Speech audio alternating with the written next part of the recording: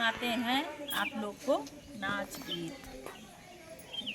कहाँ मिली है सिल्क की साड़ी, कहाँ मिली है कंगना, कहाँ मिली है सिल्क की साड़ी, कहाँ मिली है कंगना, कहाँ हो मिली है ना, हे कहाँ हो मिली है ना, हाँ से भूखा ना बला मुआ, कहाँ हो मिली है ना,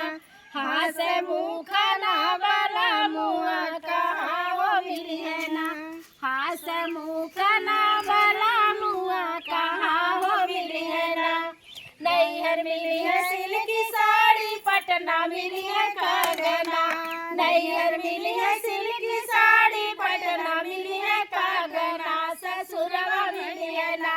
हे ससुरवा मिली है ना, हाँ से मुखा ना बला मुआ, ससुरवा मिली है ना, हाँ से मुखा ना बला मुआ, ससुरवा मिली है ना, हाँ से मुखा ना बला मुआ, ससुरवा मिली है ना।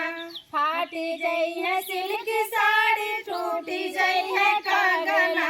फाटी गई है सिल्क की साड़ी, टूटी गई है कंगना, हे रूठी गई है ना, हे रूठी गई है ना, हाँ से मुखा ना बला मुआ, रूठी गई है ना, हाँ से मुखा ना बला मुआ, रूठी गई है ना, हाँ से मुखा ना बला मुआ, रूठी गई है ना। सील ले बसिल की साड़ी, जोड़ी ले कंगना, सील ले बसिल की साड़ी, जोड़ ले कंगना, बनायो ले बना, हे बनायो ले बना, हाँ से मुखा ना बला मुआ, बनायो ले बना, हाँ से मुखा ना बला मुआ, बनायो ले बना, हाँ से मुखा ना बला मुआ, बनायो ले बना। तो कैसा लगा कमेंट कीजिएगा, अच्छा लगा तो लाइक